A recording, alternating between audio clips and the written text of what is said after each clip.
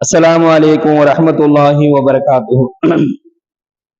إن الحمد لله نعمده ونستعينه ونستغفره ونعوذ بالله من شرور أنفسنا ومن سيئات أعمالنا. من يهده الله فلا مضل له ومن يضلله فلا هادي له. ونشهد أن لا إله إلا الله وحده لا شريك له ونشهد أن محمدا عبده ورسوله. أما بعد، أعوذ بالله من الشيطان الرجيم بفضل بسم الله الرحمن الرحيم. ربنا آمنا فاكتبنا مع الشاهدين.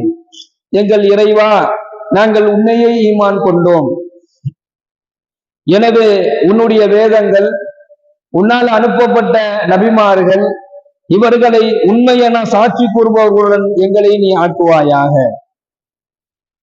கண்ணியத்திற்குரிய அல்லாஹுவின் நல்லடியார்களே, சகோதரர்களே, அல்லாஹு தஆலா உண்மையாளர்களோடும் அல்லாஹுவையும் அல்லாஹுவினால் அனுப்பப்பட்ட நபிமார்களையும் அல்லாஹுவினால் அனுப்பப்பட்ட வேதங்களையும் உண்மை என்று சாட்சி சொல்லக்கூடிய அந்த நல்லவர்களுடைய கூட்டத்தில் எல்லாம் வல்ல இறைவன் நம் அனைவரையும் சேர்த்து வைப்பானாக. எல்லாம் வல்ல இறைவன் தன்னுடைய திருமறையிலே கூறி காண்பிக்கின்றான். யாரை பத்தி அல்லாஹ் சொல்றான் அப்படின்னு சொன்னா, இறை நிராகரிப்பாளர்களை பற்றி அல்லாஹ் பேசுறான். இறை நிராகரிப்பாளர்கள் என்பவர்கள் யார்? ஒண்ணு, அல்லாஹுவை ஈமான் கொள்ளாதவர்கள் இறை நிராகரிப்பாளர்கள். அல்லாஹுவையும் அல்லாஹுடைய தூதரை, அவனோட அனுப்பப்பட்ட வேதத்தை, சொர்க்கம் நரகம் மறுமை நாள் உண்மை என்று இவைகள் எதையாவது ஒண்ணு ஒருத்தர் ஈமான் கொள்ளல அப்படின்னு சொன்னா அவர் இறை நிராகரிப்பாளராக ஆயிட்டார். அல்லாஹுவை ஈமான் கொண்டு அல்லாஹ்வினால் அனுப்பப்பட்ட அந்த தூதர்களை ஒருத்தர் ஏற்றுக்கொள்ளவில்லை என்று சொன்னால் அவர் என்ன செய்ய முடியாது? அவர் இறை நம்பிக்கையாளராக ஆக முடியாது. இறை தூதர்களை ஏற்றுக்கொண்டு அல்லாஹ்வால் அனுப்பப்பட்ட வேதத்தை ஒருத்தர் ஏற்றுக்கலாம் அப்படின்னு சொன்னா அவர் இறை நம்பிக்கையாளராக ஆக முடியாது. இறை வேதத்தை ஏற்றுக்கொண்டு சொர்க்கம் நரகம் உண்மை, மறுமை நாள் உண்மை, இதை நான் நம்ப மாட்டேன்னு ஒருத்தர் சொன்னாருன்னு சொன்னா அவர் இறை நம்பிக்கையாளர் கிடையாது. அல்லாஹுனால் சொல்லப்பட்ட அத்துணையுமே அவர் நம்பிக்கை கொள்ளணும். அல்லாஹுவை கொண்டு, அல்லாஹுடைய தூதர்களை கொண்டு, வேதத்தை கொண்டு, நபிமார்களை கொண்டு சொர்க்கம் நரகம் உண்மை என்று, மறுமை நாள் உண்மை என்று இந்த அனைத்தையுமே ஒருத்தர் முழுமையாக நம்பிக்கை கொள்ளும் பொழுதுதான் அவர் என்ன செய்யறாரு? இறை நம்பிக்கையாளராக ஆகிறார். அப்போ இந்த இடத்துல அல்லாஹ் யார சொல்றானா, இறை நிராகரிப்பாளர்களை பற்றி அல்லாஹு தஆலா தன்னுடைய அருள்மறையான திருமறையில் இந்த வசனத்தை அல்லாஹ் பதிவு செய்கிறான். வல்லதீன கஃபரு அஅமாலஹும் கஸராபின் பிகீஅத்தின் யஹ்ஸபுஹு லம்ஆனுன் மாஆ. அல்லாஹ் சொல்றான், யார் இறை நிராகரிப்பாளர்களாக ஆகிவிட்டார்களோ அவங்க என்ன செய்வாங்க அப்படின்னு சொன்னா, அவர்களுடைய செயல்களின் மூலமாக அவங்க இறை நிராகரிப்பாளர்களாக இருந்து இறைவனுடைய கட்டளைகளை மறந்து எதையாவது ஒண்ணு செஞ்சுக்கிட்டு இருப்பாங்க. அவங்க செய்யறது சரியா தவறாங்கிறதெல்லாம் அவங்க அறிவுக்கு என்ன செய்யாது, எட்டாம அவங்க என்ன நினைக்கிறாங்களோ சொல்லுவாங்கல்ல, கண்டதோ காட்சி கொண்டதோ கோலம், ஒரு வரமுறையே இருக்காது. எதை என்ன செய்யணும், எப்படி செய்யணும் அப்படிங்கக்கூடிய ஒரு வரமுறை இருக்காது. தன்னுடைய விருப்பத்துக்கு தகுந்த மாதிரி எதையாவது ஒண்ணு செஞ்சுக்கிட்டே இருக்கக்கூடியவங்களும் இறை நிராகரிப்பாளர்கள் தான். அவர் முஸ்லிமாவே இருந்து அல்லாஹ்வுடைய கட்டளைகளுக்கு அவர் மாறி செஞ்சாலும் அவர் என்ன செய்யறாரு? இறை நிராகரிப்பாளரா அவர் ஆயிட்டார். இந்த மாதிரி ஆட்களை பத்தி அல்லாஹ் சொல்லும் பொழுது, வல்லதீன கஃபரு அஅமாலஹும் கஸராபின் பிகீஅத்தின் யஹ்ஸபுஹு லம்ஆனுன் மாஅன், இந்த இறை நிராகரிப்பாளராக ஆகிவிட்டார்களோ அவர்களுடைய செயல்கள் பாலைவனம் இருக்குதுல்ல, அந்த பாலைவனத்துல தோன்றக்கூடிய ஒரு காணல் நீரை போன்றதுங்கிறாங்க. நடுவ பெரும் பாலைவனம் இருக்குது. அந்த பாலைவனத்துல ஒருத்தன் தாகத்தோடு நடந்து வரும் பொழுது தண்ணீர் தேவைப்படும். அப்ப என்ன செய்வான் அப்படின்னு சொன்னா, அந்த பாலைவனத்துல திடீர்னு ஒரு காணல் நீரை போன்று ஒண்ணு தெரியும். அதை நோக்கி வேகமா அவன் ஓடி வருவான். அல்லாஹ் அதையும் தன்னுடைய வசனத்துல அல்லாஹ் சொல்றான், ஹத்தா இதா ஜாஅஹு லம் யஜிதுஹு ஷைஆ. அவன் என்ன செய்வான்?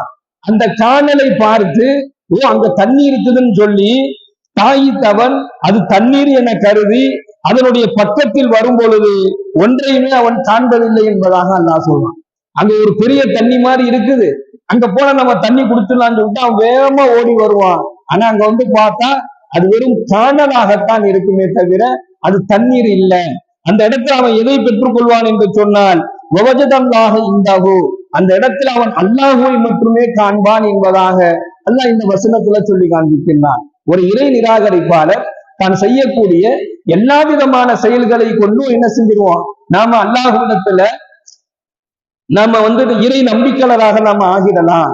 நாளைக்கு நம்மள அல்லாஹ் அங்க பெருசா என்ன செய்ய போறது இல்ல, கேள்வி கணக்கெல்லாம் கேட்க போறது இல்ல.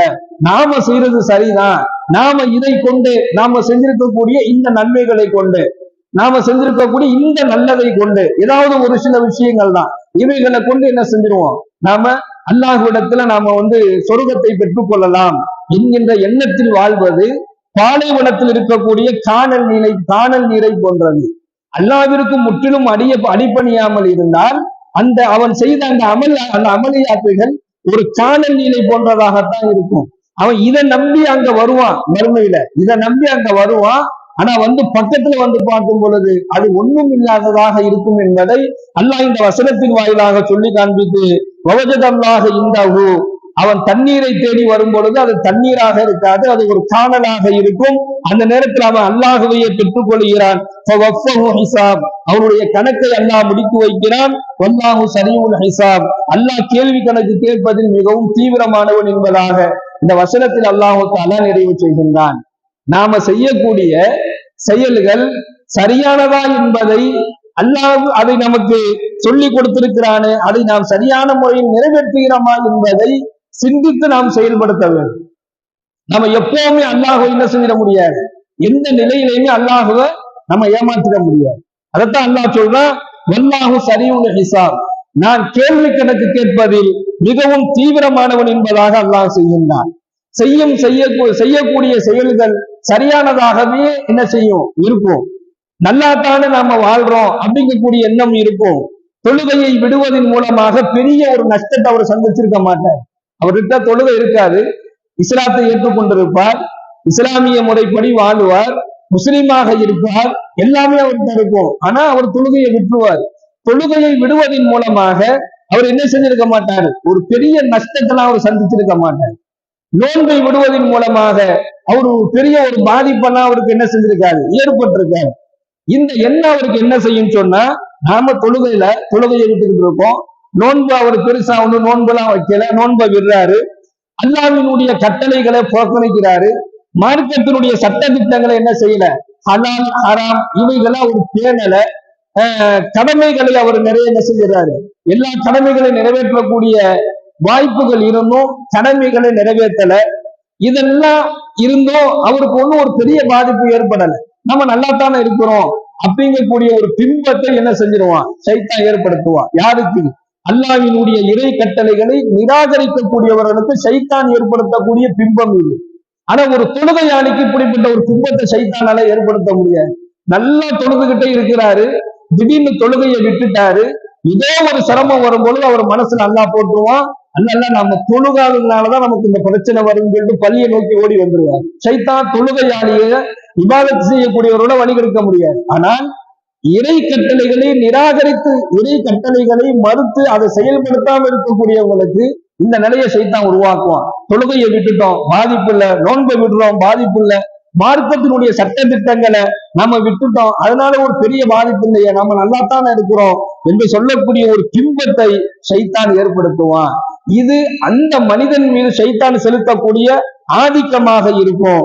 இந்த ஆதிக்கத்தின் மூலமாகவே தான் செய்யறதெல்லாம் நல்லதாவே இருக்கும், தான் செய்யறதுல எந்த விதமான குறையையும் என்ன செய்ய மாட்டான், தன்னுடைய பாவத்திலிருந்து மீட்சி பெறக்கூடிய எந்த விதமான முயற்சியும் அந்த மனிதன் செய்ய மாட்டான். அப்படிப்பட்ட ஒரு நிலையில் இருந்து அல்லாஹ் பாதுகாக்கணும். யாரிடத்துல ஈமான் இல்லையோ அவரும் என்ன செஞ்சிருவார், இறை நிராகரிப்பாளராக ஆகிறார், இறை மறுப்பாளராக ஆகிவிடுகிறார் என்பதை இந்த வசனத்தின் வாயிலாக அல்லாஹ் சொல்லி காண்பிக்கின்றார். இரண்டாவது, நபிகள் நாயகம் ஸல்லல்லாஹு அலைஹி வஸல்லம் அவர்கள் சொல்லி காண்பிக்கின்றார்கள், அல் ஹைரு ஆதத்துன், நன்மை என்பது உங்களிடத்தில் இயல்பாகவே இருக்குது என்பதாக சொல்றார். அல் ஹைரு ஆதத்துன், நன்மை என்பது இயல்பாகும், வஷர்ரு லஜாஜத்துன், தீமை என்பது திணிப்பாகும் என்பதாக சொன்னாங்க. இயல்பாகவே நன்மைகளை வைத்துதான் அல்லாஹ் நம்மளை படைச்சிருக்கிறான். நன்மைகள் இயல்பாகவே எல்லா மனிதனிடத்திலையுமே அது இயல்புலேயே அல்லாஹ் இருக்குது, அது ஒரு குணமாகவே அல்லாஹ் வச்சிருக்கிறான். ஆனால் பாவம் இருக்குது, அது ஒரு மனிதனிடத்துல இயல்பாகவோ குணமாகவோ அல்லாஹ் கொடுக்கல.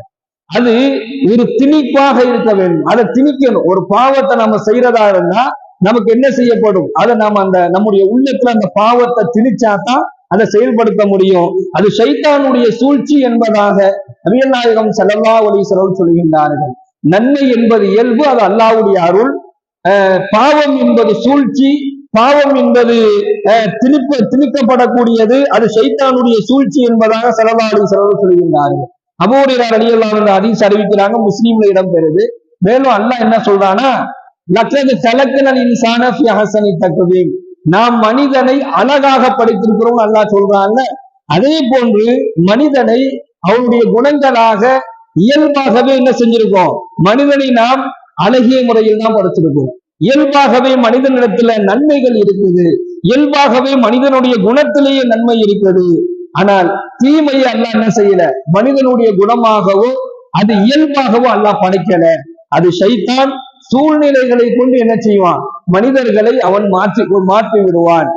சூழ்நிலைகளை கொண்டு, கஷ்டங்களை கொண்டு, மனிதனுக்கு ஏற்படக்கூடிய சிரமங்களை கொண்டு ஷைத்தான் பாவத்தை மனிதனிடத்துல திணிப்பான். ஆசையை கொண்டு பேராசையாக மாற்றுவான். இதெல்லாம் திணிக்கப்படக்கூடியது. பாவம் என்பது மனிதனிடத்துல திணிக்கப்படக்கூடியதாக இருக்கிறது. நன்மை என்பது இயல்பாகவே இருக்கிறது என்பதாக நபிகள் நாயகம் ஸல்லல்லாஹு அலைஹி வஸல்லம் சொல்லி காண்பிக்கின்றார்கள். யார் அல்லாஹ்வை முழுமையாக இறை நம்பிக்கை கொண்டு நன்மைகளை அதிகமாக செய்து வருகின்றார்களோ அவர்களை நிச்சயமாக அல்லாஹு தஆலா ரப்பனா ஆமன்னா ஃபக்துபுனா மஅஷாஹிதீன், எல்லாவர்களோடும் நபிமார்கள், வேதங்கள், நபிமார்கள் இவைகளை உண்மை என்று சாட்சி சொல்லக்கூடிய அந்த முத்தகீன்களோடு அல்லாஹு தஆலா நிச்சயமாக சேர்த்து வைப்பான். அத்தகைய நற்பாக்கியத்தை எல்லாம் நம் அனைவருக்கும் வழங்குவானாக. வாயுதவானா அல்ஹம்துலில்லாஹி ரப்பில் ஆலமீன். அஸ்ஸலாமு அலைக்கும் வரஹ்மத்துல்லாஹி வபரகாத்துஹு. சுப்ஹானல்லாஹி வபிஹம்திஹி சுப்ஹானக அல்லாஹும்ம வபிஹம்திக வனஷ்ஹது அல்லா இலாஹா இல்லா அன்த வனஸ்தக்ஃபிருக வனதூபு இலைக். சுப்ஹான ரப்பி